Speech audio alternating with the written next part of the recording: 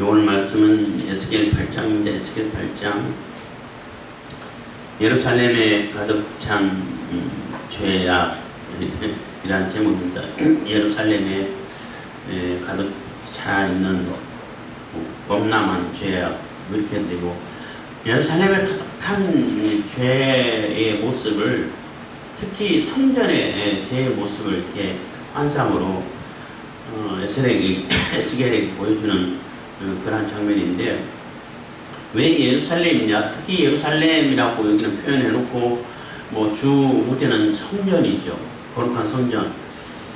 그러니까 6장, 7장에서는 예루살렘 산, 예루살렘 온 땅, 이렇게 죄악이 가득 차 있고 가증한 우상들이 가득 차 있지만은, 그래도 마지막 보루라고 말할 수 있는, 마지막 한 가닥 희망이라고 말할 수 있는 예루살렘 중에서도 성전만큼은 깨끗하다면은, 예루살렘이 깨끗하고 성전이 깨끗하다 하면은 하나님께서는 예루살렘을 지키죠.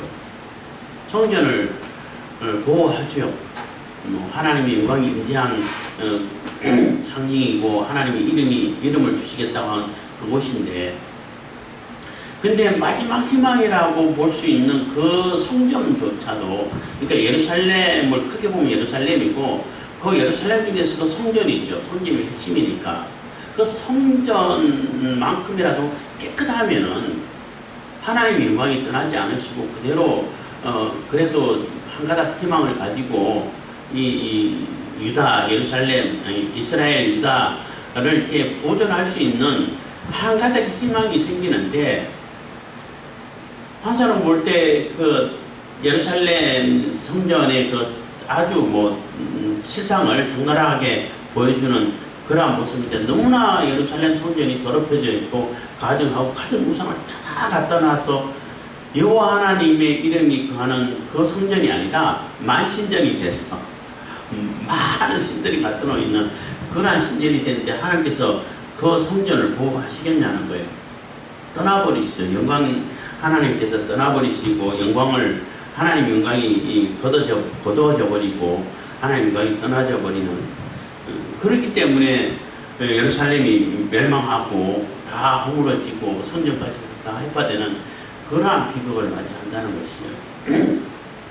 그래서 우리가 그 모양만 보고 성전이다라고 말하면 안 되고, 그 성전의 내용 자체가, 그 내면 자체가 깨끗하고 하나님의 이름이 높아지고 하나님의 영광을 나타내는 그곳이 되어야 되는데, 그 모양은 분명히 성전인데 그 속에는 너무나 더럽고 가증한 것이 가득 차 있다는 거예요. 하나님께서는 그걸 용서하지 않으시죠. 그 우상을 섬기는 그러한 사람들은 벽이 다 가려져 있고, 또 쓸데없는 벽까지 만들어 놓고 자기들 행위를 가리기 위해서 그래놓고, 여호와 하나님도 이거 절대 못 보실 거예요. 사람들이 못 본다고 해서 하나님도 못 보시나요? 하나님은 다 보시죠. 사람들은 속일 수 있지만은, 그래서 사람들은 속아서 저 사람이 진짜인지 가짜인지 구분을 잘 못할 수도 있지만은, 하나님은 절대 속지 않으셔요.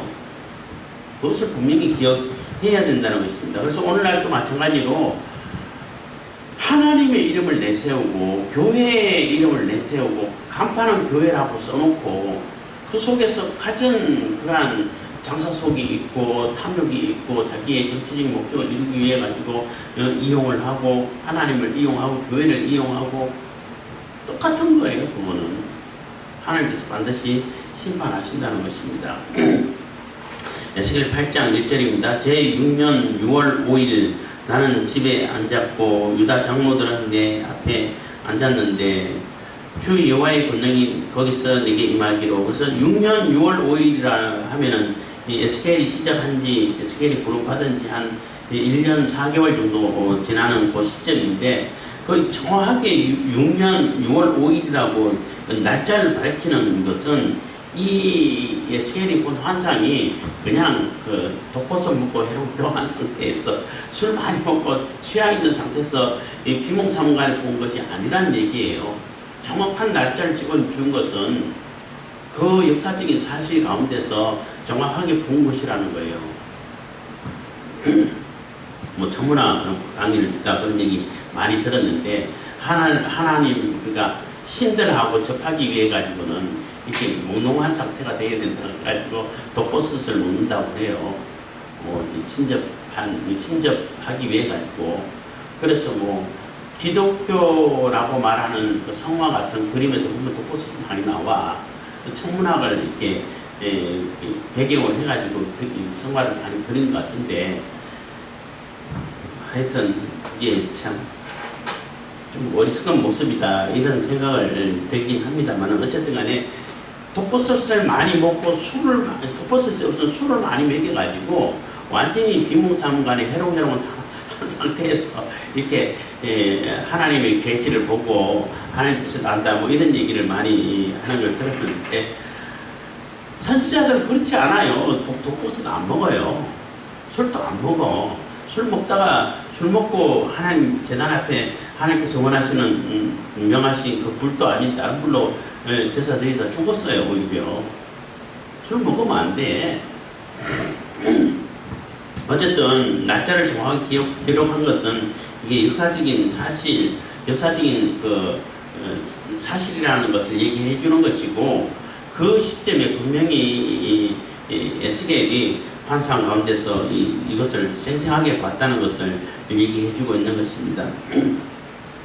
제6년 6월 5일에 나는 집에 앉았고 유다 장로들은 내 앞에 앉았는데 주 여호와의 권능이 거기서 내게 임하기로. 그래서 그 유인에 그 에스겔이 혼자 있은 것이 아니라 에스겔이 있고 에스겔 앞에는 그 이스라엘 장로들이 에스겔을 찾아와 가지고, 아마 도대체 에스겔이 그동안 그랬잖아요. 아침에 나가고 이렇게 그 토판으로 이제 그림 모양을 만들어 놓고 그것을 향해서 또 중간에 철 장벽을 세워 놓고 거기서 옆에서 369일인가 갑자기 잊어버렸는데 동안 390일 동안인가요? 360일 동안인가? 하여튼 그 왼쪽으로 계속 누워 있고 또 40일 동안 오른쪽으로 누워 있고, 물론 하루 종일 24시간 계속 누워 있었다는 얘기는 아니에요. 1년 360일 동안 계속 그렇게 누워 있었다는 얘기가 아니고, 그렇게 누워 있다가 밥 때가 되면 일어나 가지고 또 밥을 이렇게 할 때 또 이렇게 인분으로 하라 그랬는데 너무 심하다 해가지고 소똥 말른 거 가지고 또 밥 해먹고 밥도 조금만 먹고 이런 것을 보여주는 거예요. 그리고 일과 끝나면 집에 가서는 뭐 제대로 잘 세웠겠죠. 그리고 머리카락 다 잘라가지고 깎아가지고 이렇게 흩틀고 그것도 일과 중에 다 포함되는 거예요. 어쨌든 그리고 또 말을 또 못하잖아. 평소에 하나님 말씀이 임할 때만 말이 이렇게 해가 정상으로 돌아오고 그 다음에 말도 못하잖아요. 그러니까 도대체 뭔가를 보고 뭔가를 얘기하고 있는데 에스겔이 보통 사람하고 다르다는 것을 장로들이 느낄 거 아니에요. 그리고 에스겔은 또 제사장 신분이고, 그래서 장로들이 에스겔을 찾아와 가지고 혹시 하나님 말씀 있냐, 하나님 계시가 있냐라고 이렇게 하나님 뜻, 그러니까 하나님의 신탁이라고 해야 되나요? 그런 것을 알고 싶어서 와 있지 않았을까 이렇게 생각할 수 있는 겁니다. 그래서 어쨌든 간에 장로들이 앉았는데 내 앞에 앉았는데 주 여호와의 권능이 거기서 내게 임하기로. 그래서 앉아가지고 얘기를 듣고 근데 그냥 얘기할 때는 에스겔이 말을 못하잖아. 그렇잖아요. 뭔가 이 형상으로 얘기할 수밖에 없잖아요. 하나님 말씀이 딱 임할 때만 얘기하니까 어쨌든 또 하나님 말씀이 있었은 것, 주신 게 있나 싶어갖고 왔겠죠. 어쨌든 그 앞에 앉았는데 그때 여호와의 권능이 내게 에스겔에게 임했다는 겁니다. 이제 내가 보니 불같은 형상이 있어. 그 허리 이하 모양은 불같고 그 허리 이상은 광채가 나서 단수에 같은데, 그래서 이 에스겔이 1장에서 봤던 그 인자 같으니 그러니까 하나님의 모습이 하나님 형상의 모습인 거죠.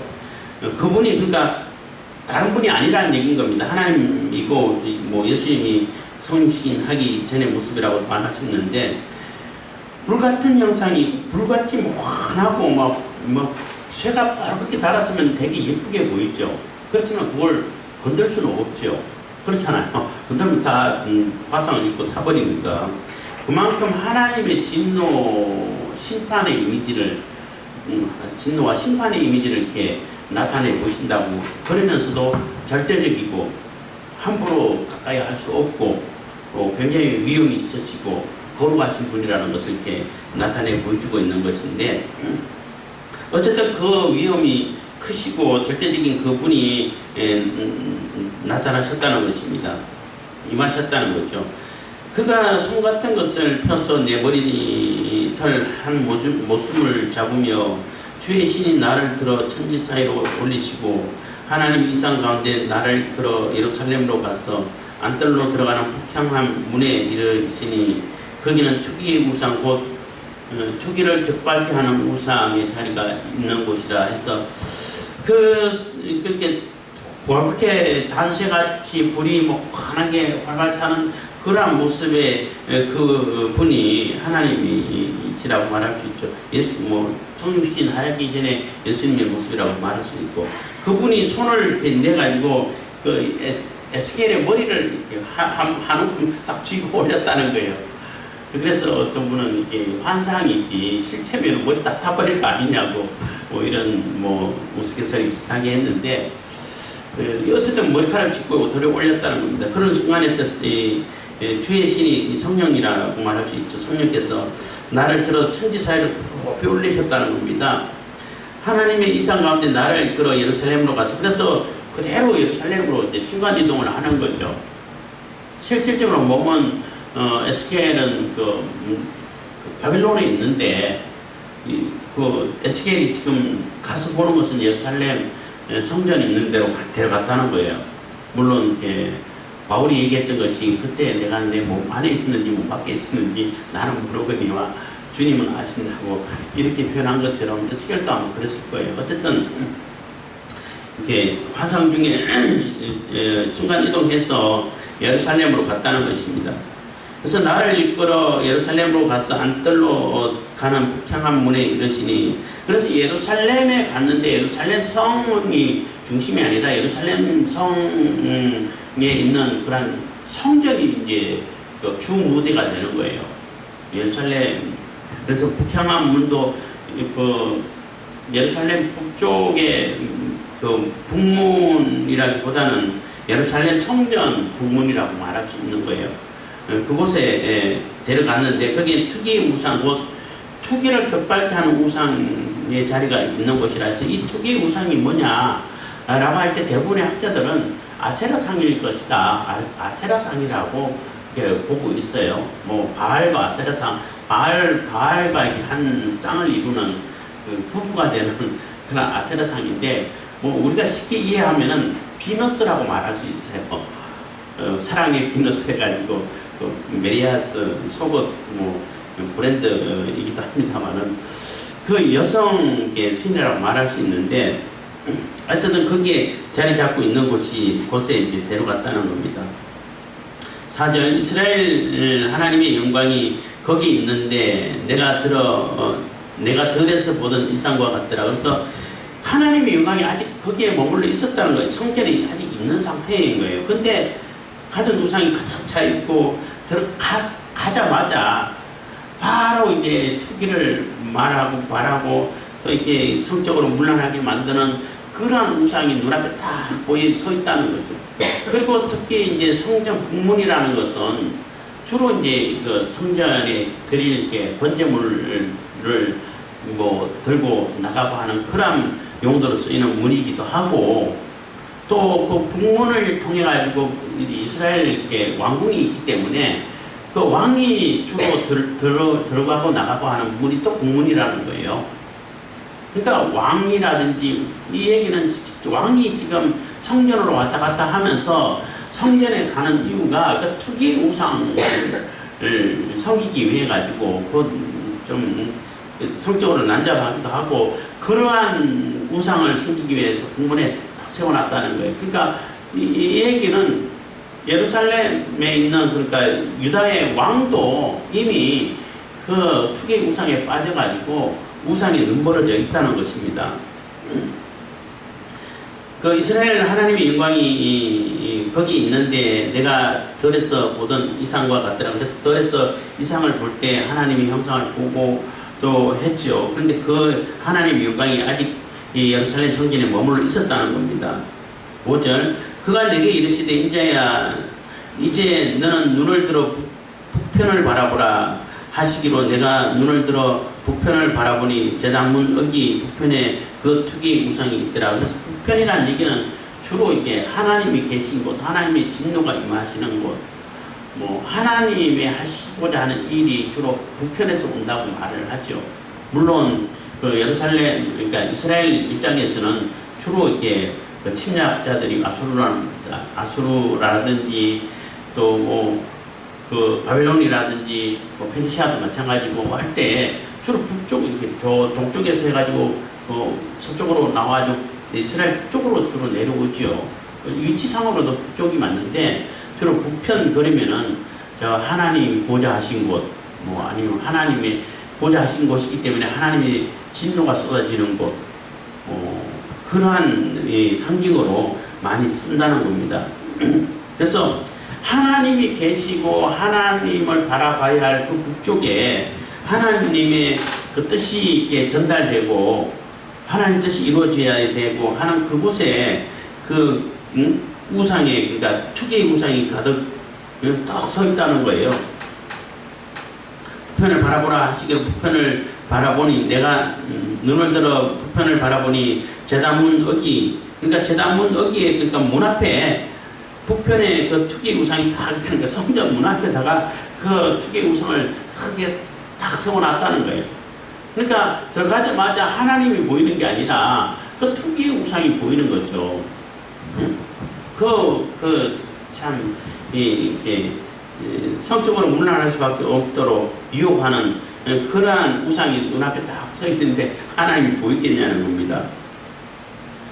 특히 이제 왕이 그러죠. 북편이 이제 왕이 들락날락 하는 그 문이기 때문에 특히 왕을 이렇게 지목을 할 수 있는 겁니다.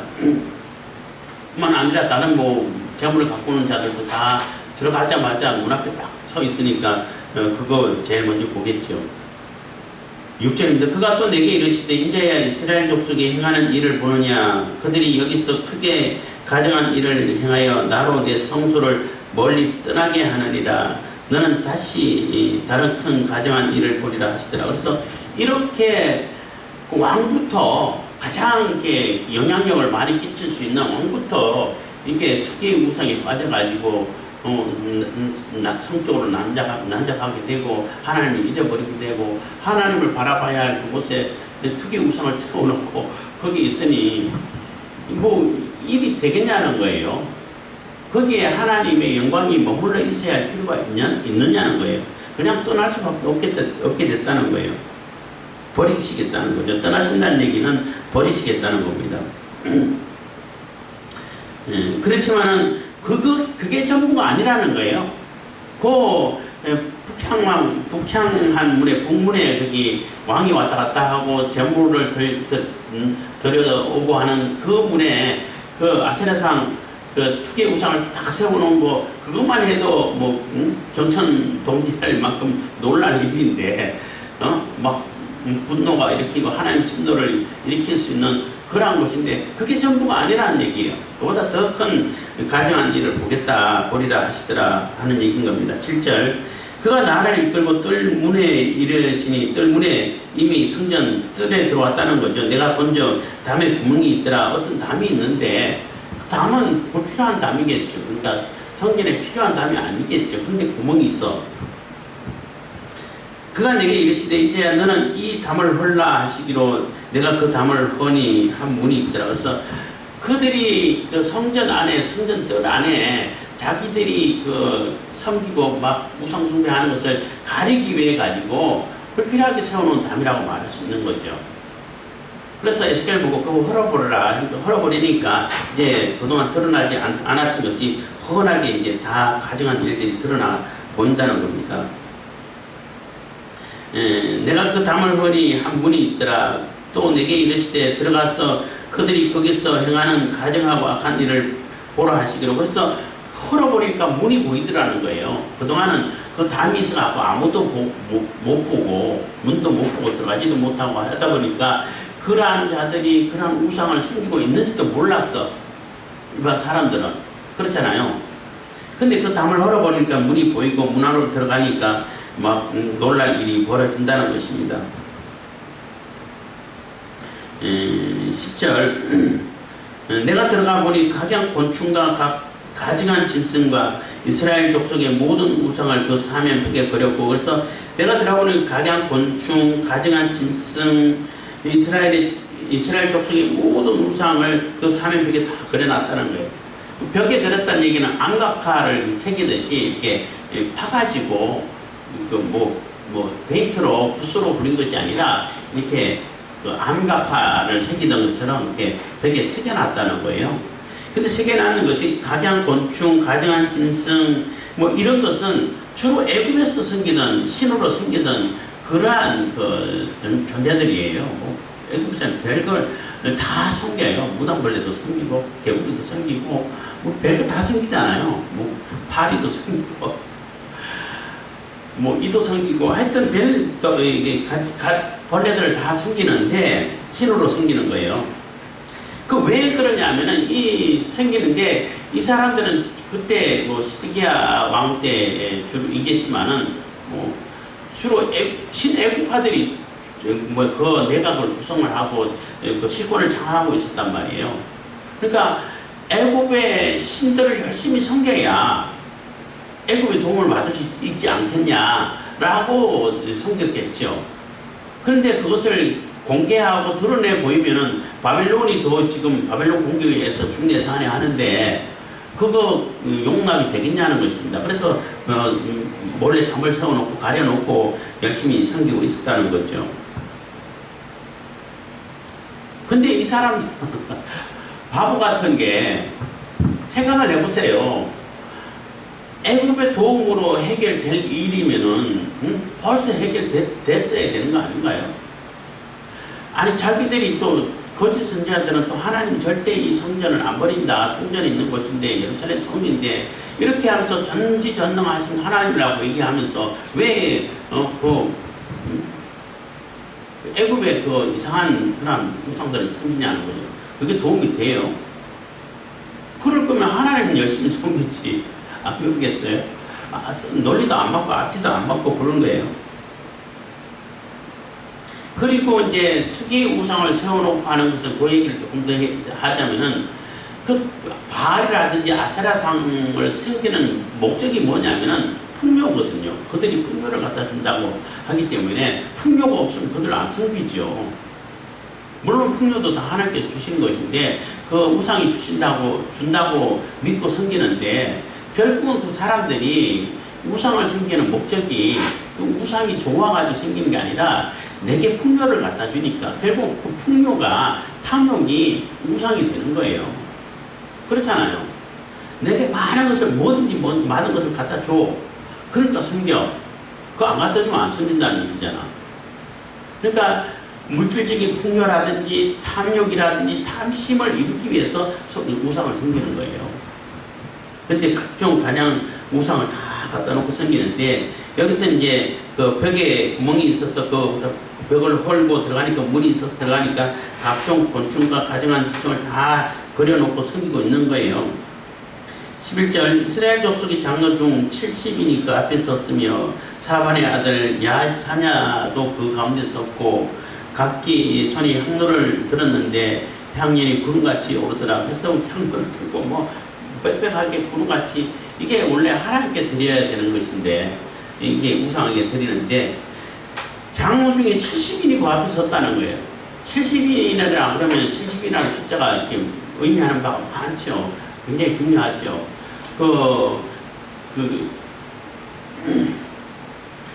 모세가 혼자 하기 힘들어가지고 할 때도 70인 장로들을 뽑아가지고 세우고 또 70인 장로들에게 하나 드려줄 수 있도록 하고 또 예수님 당시 때는 산헤드린 공회의원이 70인이에요. 산헤드린 공회의원이 70인데 그래서 이 70인이라는 얘기는 가장 이스라엘이나 유다에 있어서 정치적으로 가장 중요하고 영향력을 끼칠 수 있는 지도자들을 얘기하는 거예요. 핵심 지도자층이라고 말할 수 있는 거죠. 요즘 말하면 국회의원, 사실 국회의원보다는 권력이 훨씬 더 강해요. 국회의원들이라고 할 수 있는데, 그러니까 가장 영향력을 이렇게 많이 끼칠 수 있는, 그러니까 아까는 왕, 이번에는 국회의원, 전부 이렇게 말할 수 있는 거예요. 그들이 그 벽에 각종 우상, 특히 이제 애굽에서 섬기던 그러한 각종 우상들을 다 그려놓고 거기에 섬기고 있다는 겁니다. 그게 사반의 아들 야사냐도 그 가운데 섰고 한 얘기는 사반이란 강요 의원, 사반이라는 사람은 요시야 왕 때 그 종교 개혁을 주도할 때 같이 아주 적극적으로 나서가지고 왕을 도와가지고 하던 사람이에요. 그 사람의 아들이야. 아이감도 그 사람의 아들인데, 아이감은 예레미야를 구하려고 굉장히 힘썼던 사람이고, 그러니까 하나님 말씀 편에 서고 하나님 말씀을 대변하고 하던 그런 사람의 자손인 거예요. 그러니까 그 사람조차도 거기에 우상 섬기는데 다 들어가는 거지. 그러니까 이게 안 쓰던 부분이 없다는 거예요. 각종 구석구석 다 쓰었는데 정말로 저 사람은 하나님의 말씀을 붙들고 하나님의 뜻을 받들어서 이게 개혁을 하고 하나님의 말씀을 대변하는 자녀였어 하는 그 사람의 아들까지 우상 숭배하는데 다 들어가 있다는 얘기예요. 그러니까 누구를 믿을 수 있냐는 거죠. 그 가운데 섰고 각기 손이 향로를 들었는데, 다 향로를 70인 다 장로들이 향로를 들고 하나님께 드려야 할 향료를 그 우상에게 들어가지고 막 구름이 빽빽할 정도로, 그 속에 구름이 가득 찰 정도로 그렇게 엄청나게 많은 어마어마한 이렇게 향로를 그 우상에게 드리고 있다는 것. 당연히 하나님께 드려야 할 향로를 우상에게 드리고 있다는 겁니다. 그러니까 얼마나 이 경천 동지할 만큼 놀라고 궁문에 들어가고 왕이 이 짓을 해. 여기서 하나님께 예물이 들어가고 번제물이 들어가는 그곳에 그 특유의 우상을 세워놓고 이런 짓을 해서 그것만 해도 놀라운데, 가니까 교묘하게 벽으로 가려놓고 거기서 각종 우상을 막 어마어마하게 심하게 섬기고 있다는 거예요. 그러니까 또 놀라겠죠. 12절 또 이르시되 내게 이르시되 이제 이스라엘 족속의 장로들이 각각 그 우상에 방한 어두운 가운데서 행하는 것을 내가 보았느냐. 그들이 이르기를 여호와께서 우리를 보지 아니하시며 이 땅을 버리셨다 하느니라 해서, 여호와께서 우리를 안 본다. 벽을 가려놨는데 하나님 어떻게 봐 원래 하는데, 이런 의미도 되고 또 장로들이 불평하는 의미도 돼요. 하나님께서 우리를 돌아보지 않으시고 이미 버리셨기 때문에 우리는 어쩔 수 없이 애굽의 신을 섬길 수밖에 없어. 이런 변명으로도 볼 수 있어요. 어떻게 해석하든 간에 의미는 똑같다라고 볼 수 있는데, 하나님이 못 보시나요? 볼 수 있죠.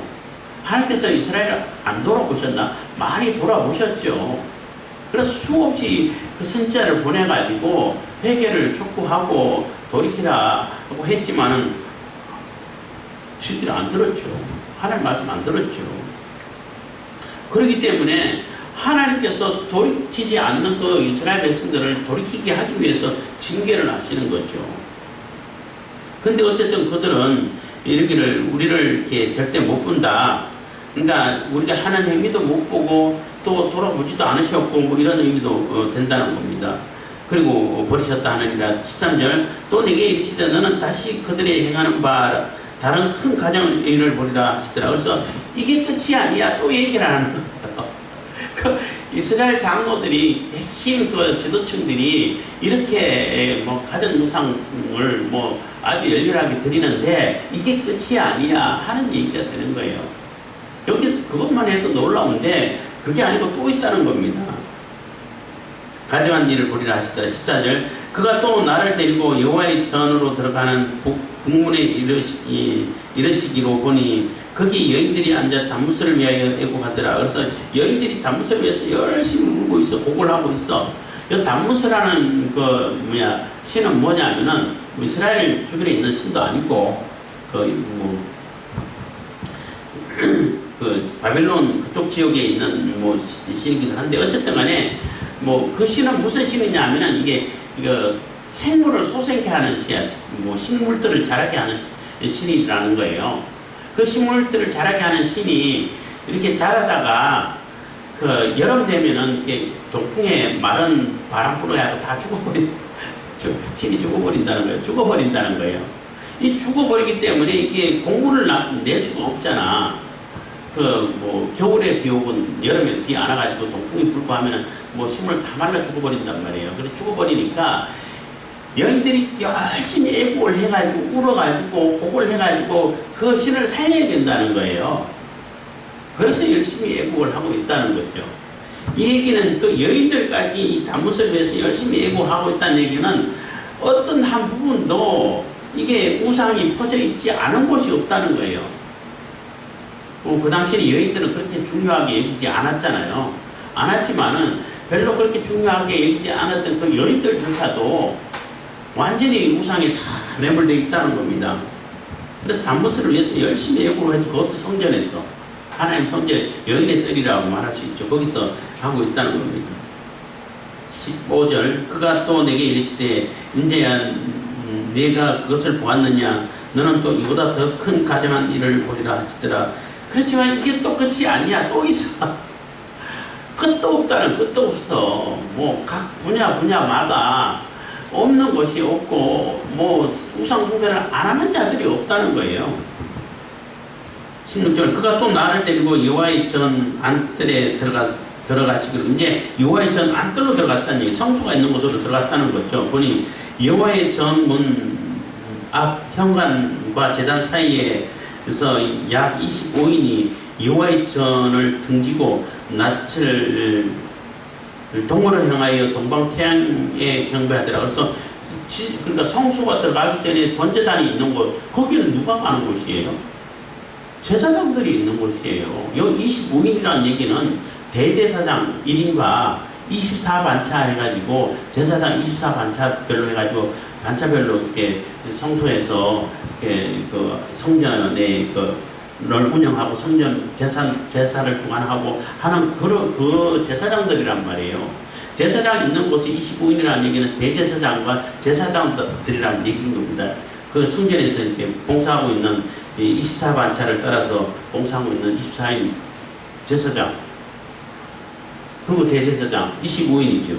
그러니까 가장 하나님께 가까이 하고 하나님과 우리 백성들을 중재를 해야 되는 그 제사장조차도 이게 뭐 더 큰 놀라운 일이죠. 제단 사이에 25인이 여호와의 전을 등지고 여호와의 전을 등지고 있다는 거예요. 그러니까 다시 말하면은 하나님을 등지고 있다는 얘기인 거예요. 왜 제사장들이 하나님 전을 등지고 있어? 전 앞으로 가가지고 하나님 말씀을 섬겨야 되는데 등지고 동방 태양에 경배하더라. 태양을 보고 하나님이라고 하고 그걸 경배하고 있다는 거예요. 성전은 등지고 태양을 향해 가지고 경배를 하고 있다는 거예요. 그럼 얼마나 기가 막히냐는 얘기죠. 그러니까 왕이고 또 핵심 정치인들이고 심지어는 뭐 여인들조차도 다 우상에 매몰되어 있고 그나마 그래도 이 사람들은 아닐 거야. 이 사람들만큼 그래도 하나님 말씀을 맡아가지고 전하고 가르치고 또 하나님 제사를 수반하고 하는 이 제사장들마저도 제사장들은 그래도 안 그럴 거야 생각했는데 제사장들조차도 다 하나님을 등지고 있어. 태양을 숭배하고 있어. 이러니까 어떻게 하나님이 이 성전을 보존할 필요가 있어요? 없잖아요. 그러니까 마지막 희망이라고 말할 수 있는 그 성전조차도 성전만이라도 깨끗하면은 예루살렘은 또 예루살렘이 또 같은 뭐 하나님의 도성이라고 뭐 상징할 수 있는 것이지만은 이 이스라엘이 다 범죄하고 우상이 가득 차 있고 산들마다 다 우상이 가득 차 있다 하더라도 예루살렘만큼은 예루살렘에서라도 성전만큼이라도 깨끗하면 그 중에 제사하다못해 제사장이라도 하나님 앞에 바로 서 있으면은 요만큼의 희망이라도 있어가지고 거기에 기대가지고 하나님께 호소하면은 하나님의 은혜를 입을 수 있는 요만한 가능성이라도 있을 텐데 아무도 없다는 거예요. 성전 자체가 다 우상 숭배에 전이 되고 만신전이 돼버렸고 거기서 다 중요한 사람들 다 하나님 우상에 그냥 매몰돼 있고 여인들조차도 다 매몰돼 있고 마지막 제사장들까지도 다 하나님을 던지고 태양상을 보고 거기에 숭배하고 있다는 거예요. 그러면은 무슨 희망이 있냐는 거예요. 더 이상 이 예루살렘이 보존될 수 있는 방법이 없다는 거예요. 하나님께서 이 예루살렘 유다를 심판하지 않을 수가 없다는 거예요. 하나님의 영광이 떠나버릴 수밖에 없는 그러한 상태라는 겁니다. 17절 또 내게 이르시되 이제야 내가 보았느냐 유다 족속이 여기서 행한 가증한 일을 적다 하겠느냐 그들이 강포로 이 땅을 채우고 또다시 내 노를 격동하고 심지어 나뭇가지를 그 코에 두었느니라. 그래서 그런 우상 숭배만 하고 착하게 우상 숭배하는 사람이 착하게 사나요? 착하게 안 살아요.